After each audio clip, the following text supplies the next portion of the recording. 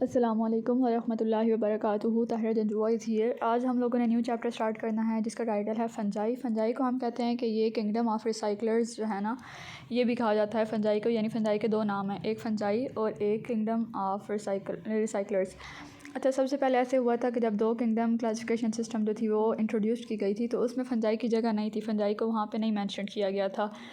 लेकिन वक्त के साथ साथ ज़रूरत पेश आई और कुछ साइंटिस्ट जो थे उन्होंने एतराज़ किया टू किंगडम क्लासिफिकेशन सिस्टम पे या थ्री किंगडम क्लासिफिकेशन सिस्टम पे। उन्होंने कहा कि फंजाई जो है ना वो प्लांट से और एनिमल से डिफरेंट है, तो फंजाई का अलग किंगडम होना चाहिए। तो जब 5 किंगडम क्लासिफिकेशन सिस्टम इंट्रोड्यूस किया गया था तो उसमें फंजाई को प्रॉपर किंगडम का दर्जा दिया गया था। अब यहाँ पे हम लोग करैक्टरिस्टिक्स देख लेते हैं फंजाई की। 100,000 species of organisms called fungi are known and present. जब से बायो पे काम स्टार्ट हो रहा है, लाइफ पे काम स्टार्ट हो रहा है, तब से लेके अब तक तकरीबन 1 मिलियन जो है ना फंजाई की अक़साम जो है ना उनको इंट्रोड्यूस किया जा चुका है, उनको मुतारिफ़ कराया गया है, उन पे काम हुआ है और वो अभी तक मौजूद हैं।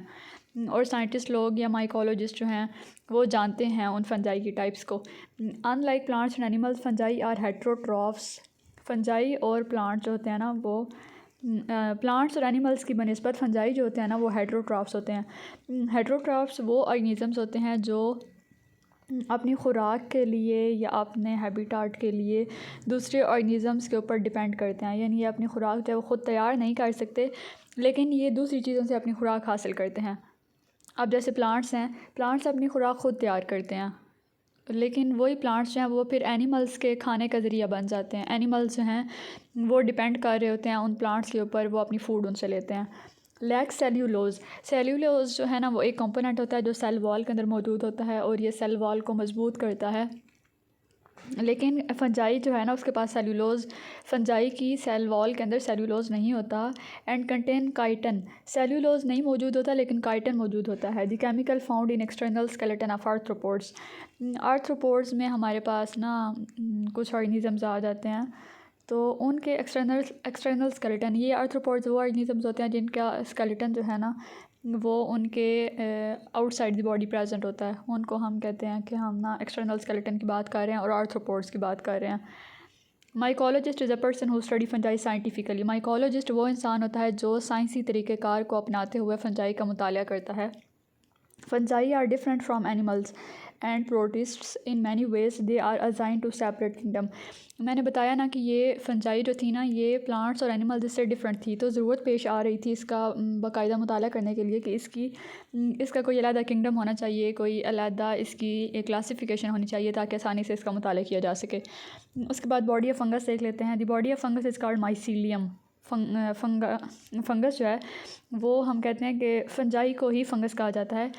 फंजाई की बॉडी को यानी उसके जिस्म को या उसकी बॉडी को कहा जाता है माइसीलियम। उसके पास क्या होते हैं, उसके पास लॉन्ग सिलेंडर ब्रांच्ड या unbranched tubular thread like filaments होते हैं। ट्यूबुलर स्ट्रक्चर हम कह सकते हैं कि उसके पास होता है जिसको हाइफी कहा जाता है। हाइफी का सिंगुलर होता है Haifa. Haifa spread over substratum. अब जो हाइफी होती है ना ये ब्रांच्ड, हमने कहा ना ब्रांच्ड होती है, तो जैसे दरख्त की जो जड़ें होती हैं उनकी वो ब्रांच्ड होती हैं ना और वो ज़मीन में गड़ी हुई होती हैं, बिल्कुल उसी तरह फंजाई की जो हाइफी होती है ना वो किसी भी सबस्ट्रेट के ऊपर, किसी भी लकड़ी के ऊपर, किसी पौधे के ऊपर, ज़मीन के ऊपर फैल जाती है, जैसे अपनी ब्रांचेस जो है ना उनको अंदर इंसर्ट कर देती है। Lignin makes a plant cell wall. Plant की जो सेल वॉल होती है वो लिग्निन से मिलकर बनी होती है। हाइफी में भी सेपरेट और नॉन सेपरेट। हाइफी सेपरेट भी हो सकती है और नॉन सेपरेट भी हो सकती है। अब हम देखते हैं कि ये सेपरेट और नॉन सेपरेट क्या है। Separate hyphae are divided by cross walls. यानी जब दीवार, हम कहते हैं ना क्रॉस वॉल हम दीवार को कहते हैं ना, तो क्रॉस वॉल हम कहते हैं कि एक ट्यूब शेप्ड हाइफी है और उसके अंदर न्यूक्लियस मौजूद है और एक न्यूक्लियस के बाद ना फिर एक वॉल आ जाती है, फिर न्यूक्लियस के बाद फिर एक वॉल आ जाती है। तो इसी तरह क्रॉस वॉल्स जो है ना उनकी बात हो रही है। Are divided by cross walls called septa into individual cells containing one or more nuclei. उनके पास एक या एक से ज़्यादा न्यूक्लियस मौजूद हो सकता है। Non separate hyphae lakhs septa. जो नॉन सेपरेट हाइफी है ना उसके पास सेप्टा नहीं होगी, यानी उसके पास क्रॉस वॉल्स जो है ना वो नहीं होंगी। And are not divided into individual cells, और वो एक इंडिविजुअल सेल के अंदर भी नहीं डिवाइड हुई होगी। Such hyphae are called coenocytic hyphae in which cytoplasm moves and distribute material. अब जो नॉन सेपरेट हाइफी है ना उसका दूसरा नाम है सिनोसिटिक हाइफी, क्योंकि इसके पास क्रॉस वॉल्स मौजूद नहीं होती हैं, इसके पास सेप्टा नहीं होता है। और सिनोसिटिक हाइफी में यह ऐसे होता है कि जो साइटोप्लाज्म के अंदर जो भी मटेरियल है ना, कोई ऑर्गेनेली मौजूद है या प्रोटीन्स या राइबोसोम्स वगैरह अगर मौजूद हैं तो वो डिवाइड होते रहते हैं पूरे सेल के अंदर, पूरी हाइफी के अंदर। बॉडी स्ट्रक्चर देख लेते हैं। Hyphae enhances the ability to absorb nutrients. अब जो हाइफी है ना वो किसी भी सबस्ट्रेट के साथ अटैच हो जाती है और फिर वहाँ से वो एब्जॉर्ब करती रहती है उस सबस्ट्रेट के न्यूट्रिएंट्स वगैरह, और वो न्यूट्रिएंट्स जो है ना वो फंजाई के लिए फ़ूड के तौर पे काम करते हैं। Hyphae form and interwoven mass called a mycelium. हमने कहा कि body of fungi is called mycelium. यहाँ साथ डायग्राम में भी देख लेते हैं। सेप्टेट हाइफी और सिनोसिटिक हाइफी का डिफरेंस दिया हुआ है और उसके बाद ये डायग्राम दी हुई है। अब जो पूरी बॉडी है ना फंजाई की उसको कहा जाता है माइसीलियम, और ये जो अंदर ट्यूबुलर स्ट्रक्चर्स मौजूद हैं ये हो गए हाइफी, और स्पोर प्रोड्यूसिंग स्ट्रक्चर्स भी इसके अंदर मौजूद हैं और कुछ रिप्रोडक्टिव स्ट्रक्चर्स जो है ना वो भी मौजूद हैं। Mycelium infiltrates the material on which it feeds. जो मटेरियल को उसने इस्तेमाल करना होता है या खाना होता है या एब्जॉर्ब करना होता है उसको वो फिल्ट्रेट करती है और उसके बाद वो उसको इनटेक कर रही होती है अपनी बॉडी में। Mycelia grow very fast. Nutrients for growth are carried rapidly via cytoplasmic streaming to the growing hyphae. Cytoplasmic streaming का मतलब होता है कि जो नॉन सेप्टेट हाइफी होती है ना उसके पास इंडिविजुअल सेल्स जो होते हैं ना वो मौजूद नहीं होते हैं, उसके पास सेप्टा मौजूद नहीं होती है, क्रॉस वॉल्स नहीं होती हैं, तो जो न्यूक्लियस होता है ना वो विदाउट वॉल्स प्रेजेंट होता है उसकी हाइफी के अंदर। तो यहाँ पे ये बात हो रही है कि सिनोसिटिक हाइफी जो है ना उसके साइटोप्लाज्म जो है ना वो अपना साइटोप्लाज्मिक मटेरियल जो है ना वो कंटिन्यूसली पूरे सेल को या पूरे हाइफी को डिस्ट्रीब्यूट करता रहता है। तो वो जो मटेरियल की डिस्ट्रीब्यूशन है ना उसको साइटोप्लाज्मिक स्ट्रीमिंग कहा जाता है। The emphasis is on increasing mycelium length not width. अब यहाँ पे ये गौर किया जाता है कि माइसीलियम की लंबाई इंक्रीज़ होनी चाहिए, यानी जितना ज़्यादा वो ज़मीन के अंदर पेनिट्रेट करेगी उतने ज़्यादा न्यूट्रिएंट्स को वो एब्जॉर्ब करेगी और फिर फंजाई को उसकी फूड मिलेगी। तो ये नहीं कहा जाता कि जितनी चौड़ी वो हाइफी होगी या जितना चौड़ा माइसीलियम होगा उसके अंदर इतनी फूड स्टोर्ड होगी। हम ये बात नहीं करते, हम उसकी विड्थ की बात नहीं करते, हम उसकी लेंथ की बात करते हैं कि वो जितना लंबा ट्यूबुलर स्ट्रक्चर उसके पास मौजूद होगा ना उतने ज़्यादा वो न्यूट्रिएंट्स को एब्जॉर्ब करेगी और उसका बॉडी स्ट्रक्चर जो है ना वो अच्छा होगा। अब यहाँ पे इस डायग्राम को देखते हैं ना, सेप्टेट हाइफी में सेप्टा मौजूद हैं, क्रॉस वॉल्स जो है वो मौजूद हैं, यानी एक न्यूक्लियस है उसके बाद एक वॉल है, फिर न्यूक्लियस है, फिर वॉल है, और ये आउटसाइडर स्ट्रक्चर जो है ना वो इसकी सेल वॉल है और अंदर इसके पोर्स मौजूद हैं, और ये जो क्रॉस वॉल्स है ना इनको सेप्टम का नाम दिया हुआ है। ये सारे पार्ट्स आते हैं सेप्टेट हाइफी के अंदर।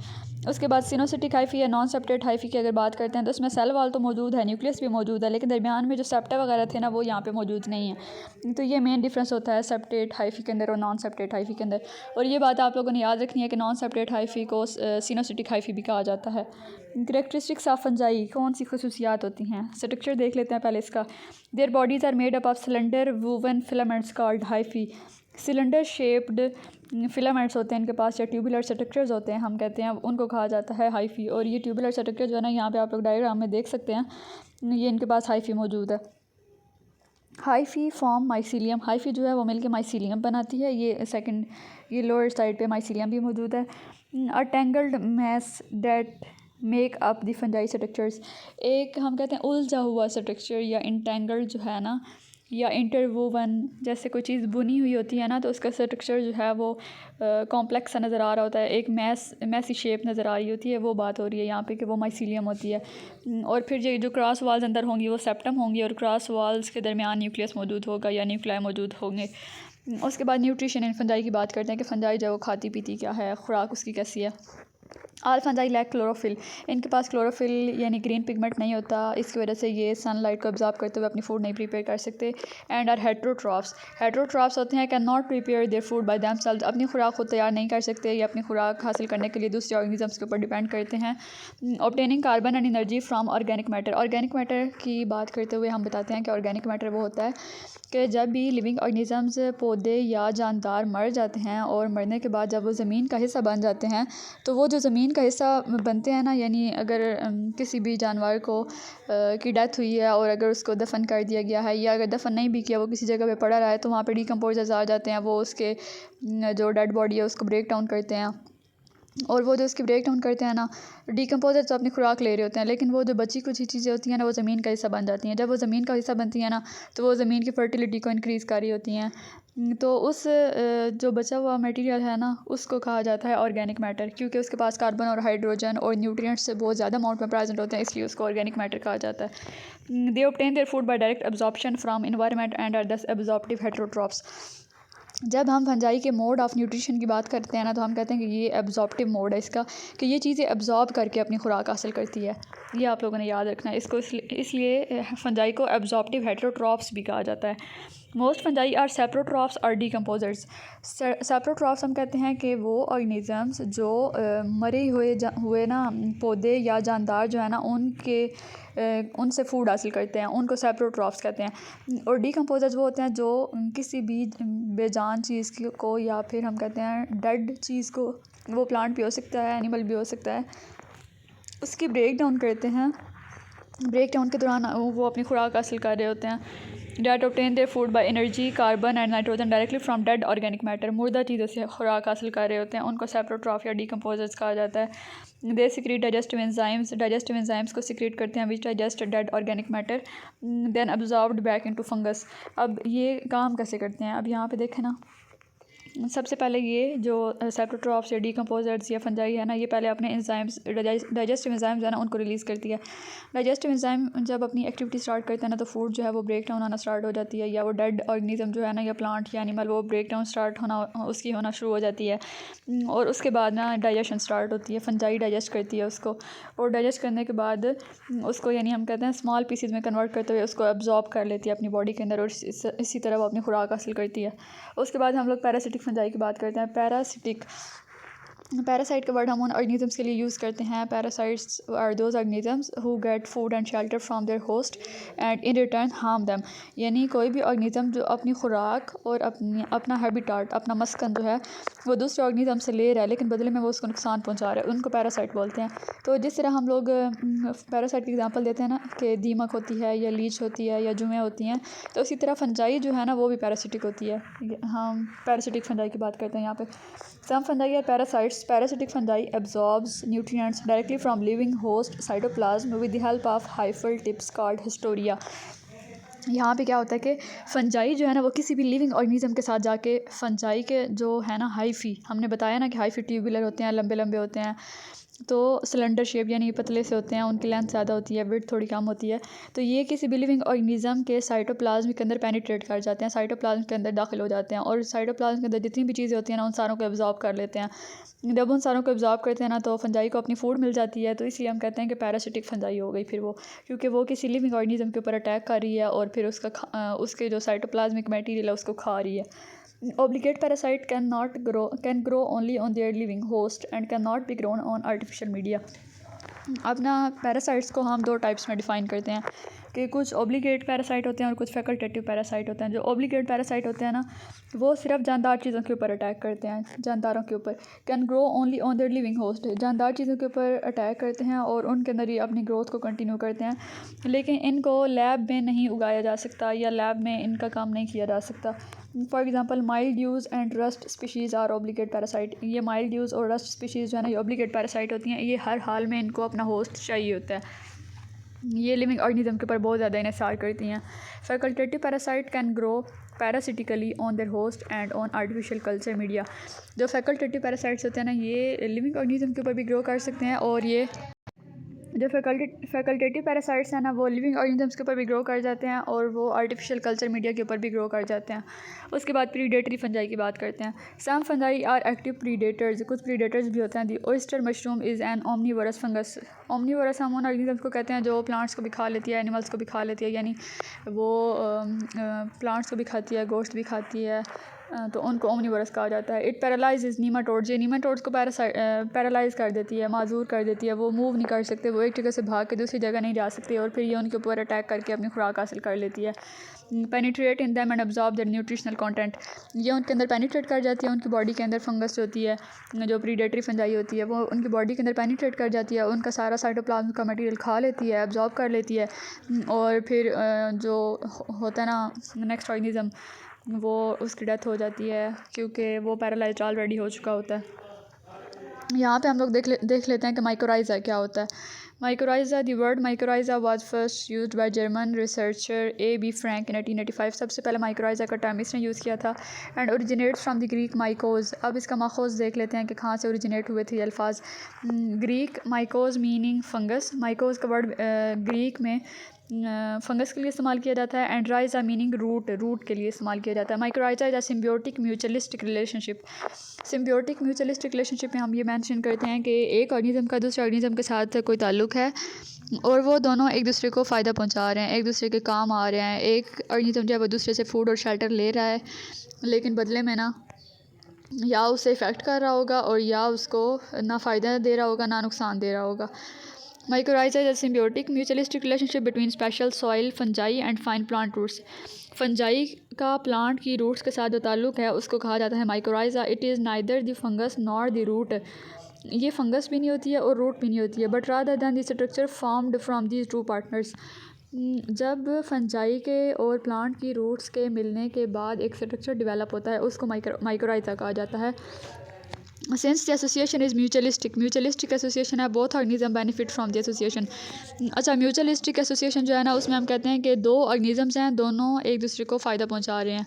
यानी मैं अब लिविंग ऑर्गेनिज्म से आपको एग्जांपल दूँ, मैं हूँ और मेरी बहन है, तो मैं अपनी बहन के अगर घर रह रही हूँ तो मैं अपनी बहन को फ़ायदा पहुँचा रही हूँ, उसको कोई भी नुकसान नहीं पहुँचा रही हूँ। यानी मेरा भी फ़ायदा हो रहा है और मेरी बहन का भी फ़ायदा हो रहा है। बिल्कुल इसी तरह यहाँ पे म्यूचुअलिस्टिक रिलेशनशिप जो है ना इसमें होता है कि एक ऑर्गेनिज्म जो है ना वो दूसरे ऑर्गेनिज्म को फ़ायदा पहुँचा रहा है और दूसरा पहले ऑर्गेनिज्म को फ़ायदा पहुंचा रहा है। अब यूँ कैसे होता है कि जो फंजाई और प्लांट रूट्स हैं ना ये दोनों आपस में रिलेशन बनाते हैं। तो फंजाई जो है वो एंजाइम्स रिलीज़ कर रही है, प्लांट रूट्स जो हैं वो आगे से प्लांट रूट्स की ग्रोथ हो रही है और प्लांट रूट्स जो है ना वो आगे फिर फंजाई को एज अ फूड भी काम कर रही हैं। The fungus receives carbohydrate sugars and growth factors from the plant, वही बात जो मैंने अभी बताई है, which in return receives many benefits including increased nutrient absorption। Nutrient की absorption ज़्यादा हो जाती है। In this association the fungus takes over the role of the plant's root hairs and act as an extension of the root system। जब ये सारी fungus जो है ना ये अपना रोल प्ले ऐसे करती है कि ये प्लांट की रूट्स के साथ जाके अटैच हो जाती है, तो फिर ये प्लांट का हिस्सा लगने लग जाती है, प्लांट की रूट सिस्टम का हिस्सा बन जाती है। अब यहाँ पे देख लेते हैं, ये प्लांट है और ये माइकोराइज़ल फंजाई है। माइकोराइज़ल फंजाई जो है ना वो मिनरल्स जो है ना वो प्लांट्स को दे रही है, लेकिन प्लांट जो है वो सनलाइट जो ले रहा है ना, सनलाइट की प्रेजेंस में वो फोटोसिंथेसिस कर रहा है। तो फोटोसिंथेसिस के रिजल्ट में जो ग्लूकोज बनती है ना, जो कार्बोहाइड्रेट बन रहे हैं, वो माइकोराइज़ल फंजाई को मिल रहे हैं। और माइकोराइज़ल फंजाई जो है ना वो इन रिटर्न मिनरल्स जो है ना उन कार्बोहाइड्रेट को मिनरल्स में कन्वर्ट करके दोबारा प्लांट्स को दे रही है। तो ये एक माइकोराइज़ल एसोसिएशन होगा। फिर माइकोराइज़ल फंजाई के हम दो एग्जांपल्स देते हैं, एंडोमाइकोराइज़ल फंजाई और एक्टोमाइकोराइज़ल फंजाई। एंडोमाइकोराइज़ल में देख लेते हैं, from symbiotic relationship with approximately 85% of plant families. जो एंडोमाइकोराइज़ल फंजाई है ना ये तकरीबन 85% प्लांट की फैमिलीज़ या प्लांट की स्पीशीज़ के साथ ना ये सिम्बियोटिक रिलेशनशिप बनाती है। लेकिन एक्टोमाइकोराइज़ल जो है ना वो 10% प्लांट फैमिलीज़ के साथ इंटरेक्ट करती है। और pair with most commercially produced plants including green leafy fruiting और फ्लोरिंग प्लांट्स के साथ ये काम करती है, अटैच होती है। Ectomycorrhizal fungi mainly pair with conifers and many American hardwoods penetrate into the root cortex जो है वो रूट का आउटर मोस्ट स्ट्रक्चर होता है and form nutrient exchange structure within the root called arbuscules vesicles वगैरह। उसके बाद एक्टोमाइकोराइज़ल fungi है वो रूट सेल वॉल के अंदर पेनिट्रेट नहीं होती है, लेकिन एक और कवरिंग बना देती है और उसको कहा जाता है हार्टिंग नेट। अदर्स में हम देखते हैं कि ब्रासिका फैमिली जो है ना वो नॉन माइकोराइज़ल होती है। सफ़ेदे की बात हो रही है यहाँ पे।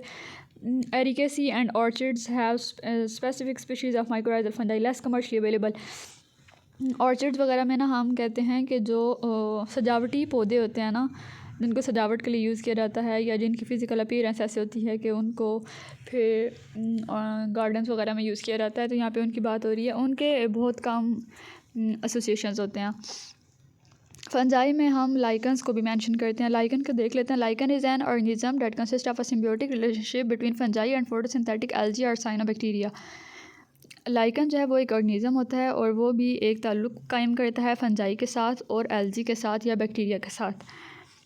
अब यहाँ पे हम लोग देख लेते हैं, fruticose like a mini shrub एक जड़ी बूटी है, crustose like a crust, foliose like lobed leaves, leprose like a powder, gelatinous like a jelly. अब लाइकन और माइक्रोराइजा का डिफरेंस देख लेते हैं। डेफिनेशन में हम कहते हैं कि लाइकन जो है ना वो म्यूचुअलिज्म की एग्जांपल है, जिसमें साइनोबैक्टीरिया या फंजाई जो है वो एक रिलेशनशिप कायम कर लेते हैं। माइक्रोराइजा में हम कहते हैं कि ये भी म्यूचुअलिज्म की एग्जांपल है, लेकिन यहाँ पे फंजाई का रिलेशनशिप होता है रूट्स के साथ ऑफ हायर प्लांट्स की रूट्स के साथ। प्रोसेस में हम कहते हैं कि एल्गी, साइनोबैक्टीरिया और फंगस जो है वो मिलकर काम करते हैं, और माइक्रोराइजा में एक हायर प्लांट होता है और वो फंगस के साथ मिलकर काम करता है। फोटोसिंथेटिक ऑर्गेनिज्म में हम कहते हैं कि एल्गी या साइनोबैक्टीरिया मौजूद होता है और माइक्रोराइजा में हायर प्लांट मौजूद होता है। फंगस में हम कहते हैं मोस्टली एस्कोमाइकीट्स एंड बेसिडियोमाइकीट्स, ये फंजाई की एग्जांपल टाइप्स हैं। ग्लोमेरोमाइकीट्स, एस्कोमाइकीट्स एंड बेसिडियोमाइकीट्स एग्जांपल्स हैं माइक्रोराइजा की। अब हम ना रिप्रोडक्शन की बात करते हैं। तो रिप्रोडक्शन में हम 3 टाइप्स को मेंशन करते हैं फंजाई की, 3 टाइप्स को: वेजिटेटिव रिप्रोडक्शन, एसेक्सुअल रिप्रोडक्शन और सेक्सुअल रिप्रोडक्शन। वेजिटेटिव रिप्रोडक्शन में हम कहते हैं कि वेजिटेटिव रिप्रोडक्शन में ना सेक्स ऑर्गन्स का कोई रोल नहीं होता, न्यूक्लियस का नहीं होता, गैमीट्स वगैरह नहीं होते। Does not involve the union of nuclei आपस में नहीं मिलते, गैमीट्स भी नहीं बनते, और गैमीटेंजिया या सेक्स ऑर्गन्स जो है ना वो भी कोई रोल प्ले नहीं करते। Vegetative reproduction helps to increase the number of individuals in a population. Vegetative reproduction का मकसद सिर्फ ये होता है कि उसने ना इंडिविजुअल्स की आबादी को इंक्रीज़ करना है। Vegetative reproduction in fungi occurs by fragmentation में होता है कि एक ही फंजाई है तो उसके आगे फ्रेगमेंट्स बन जाते हैं, फिर वो फ्रेगमेंट्स जब सेपरेट होते हैं तो फिर वो न्यू ऑर्गेनिज्म में या न्यू फंगस में डिवाइड हो जाते हैं। Fission means break down, budding means bud formation, sclerotia ये भी एक प्रोसेस होता है वेजिटेटिव रिप्रोडक्शन में। उसके बाद राइजोमॉर्फ्स यानी राइजोइड्स वगैरह बन रहे होते हैं, या कुछ ऐसे स्ट्रक्चर्स बन रहे होते हैं जो वेजिटेटिव रिप्रोडक्शन में हेल्प करते हैं। उसके बाद ये सेक्सुअल रिप्रोडक्शन की बात करते हैं। The asexual reproduction take place by means of spore formation. Asexual reproduction में हम लोग ना स्पोर्स फॉर्मेशन की बात करते हैं।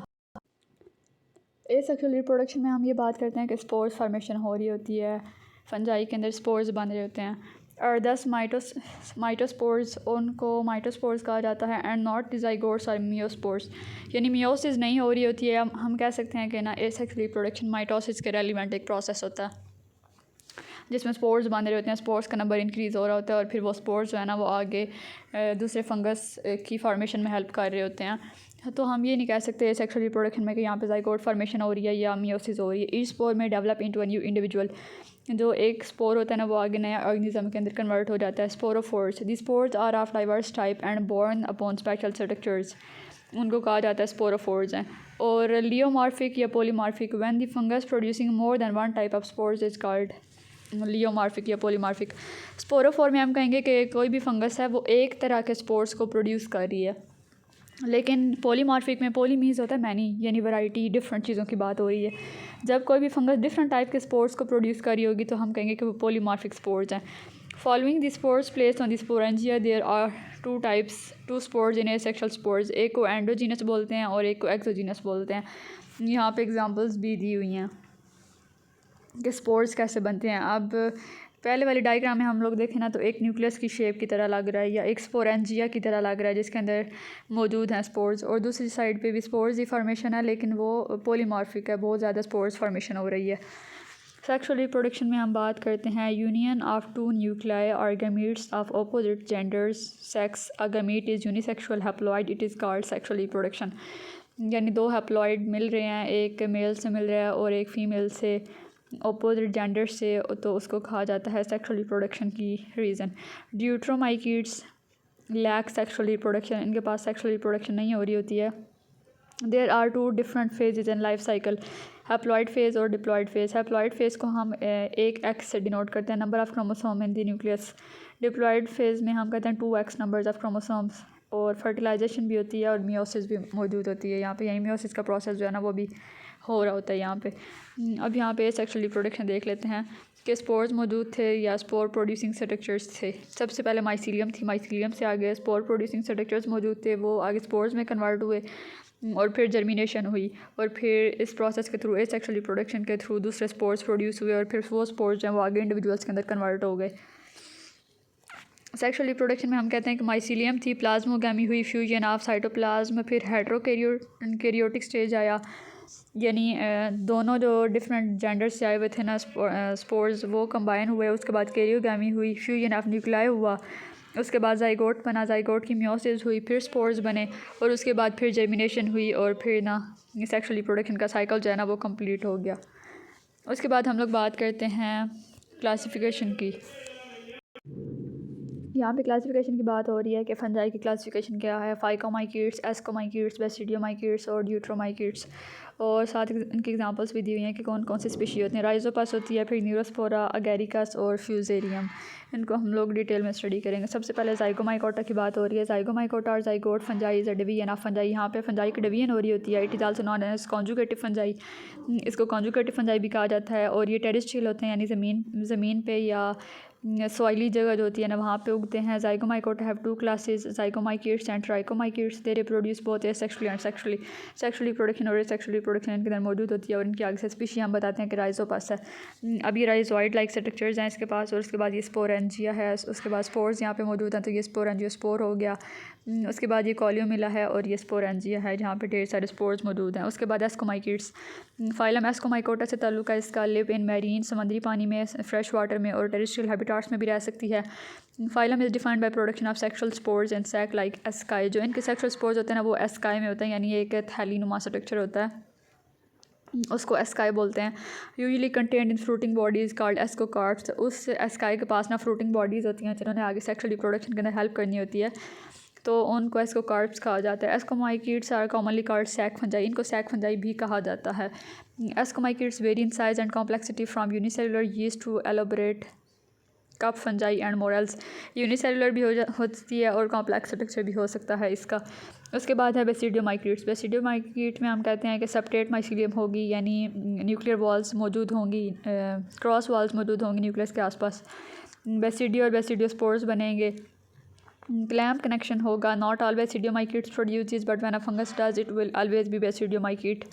बेसिडियोमाइकीट जब एक जगह पे ढेर बना लेती हैं, कलेक्शन कर लेती हैं, उसको क्लैम्प कनेक्शन कहा जाता है। उसके बाद बेसिडियोस्पोर्स मौजूद हैं, जो इनकी बॉडी होगी उसको बेसिडियम कहा जाएगा और ये हाइमीनियम है। उसके बाद ये फंजाई की एग्जांपल दी हुई है। स्टेम होगी या स्टॉक कहा जाता है, जो इसका इंटरनल स्ट्रक्चर होता है ना, यानी जो ज़मीन को जिसकी सरफेस ज़मीन की तरफ होती है उसको हाइमीनियम कहा जाता है। फिर इसके पास पोर्स मौजूद होते हैं और ट्यूब मौजूद होती है, और ये आउटर मोस्ट इनके पास है कैप या पीलियस। कुछ और बेसिडियोमाइकीट की स्पीशीज़ हैं, रस्ट और स्मट वगैरह। रस्ट इन्फेक्टिंग वीट लीव्स, गंदम को इफ़ेक्ट कर रही है, और रस्ट फिर लीफ को इफ़ेक्ट कर रही है। White rot smut digesting old wood को लग रही है फंगस। उसके बाद रस्ट की बात करते हैं। These are fungal disease of grasses and other plants which appear in host surface as small colour pustules, red, brown, yellow, orange or black in colour. यहाँ पे क्या बात हो रही है कि ये फंजाई की एक बीमारी है जो घास वगैरह को लगती है या गंदम वगैरह को लगती है, और इस केस में ऐसा होता है कि जो भी उस प्लांट की सरफेस होती है ना उसके ऊपर ये दाग धब्बे से बन जाते हैं। वो दाग जो है ना वो red, brown, yellow, orange, black किसी भी कलर के हो सकते हैं, उनको रस्ट कहा जाता है। Rust are called so because of numerous rusty orange yellow coloured spots.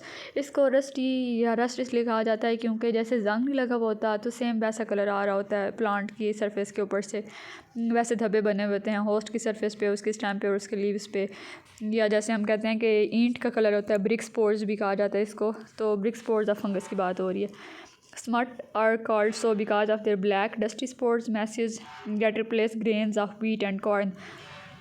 अब रस्ट में हम कहते हैं कि रस्टी कलर के, ब्रिक कलर के या ऑरेंज, येलो, ब्लैक कुछ इस कलर के स्पॉट्स हैं वो बने हुए होंगे स्टेम के ऊपर और लीव्स के ऊपर। लेकिन स्मट्स में हम कहते हैं कि ब्लैक कलर के पाउडरी स्पोर्स होंगे, पाउडरी स्पोर मैसेज होंगे, वो प्रेजेंट होंगे। गंदम के ऊपर भी हो सकते हैं और मकई के ऊपर भी हो सकते हैं। आई होप आज आप लोगों ने जो भी पढ़ा है उसकी आपको समझ आ गई होगी। थोड़ा सा इस चैप्टर का पोर्शन रहता है, वो इंशाल्लाह हम लोग नेक्स्ट लेक्चर में डिस्क्राइब करेंगे और समझेंगे। तब तक के लिए कोई भी कन्फ्यूजन हो तो आप लोग पूछ सकते हैं। Most welcome. फ़ी अमान अल्लाह, अल्लाह हाफ़िज़।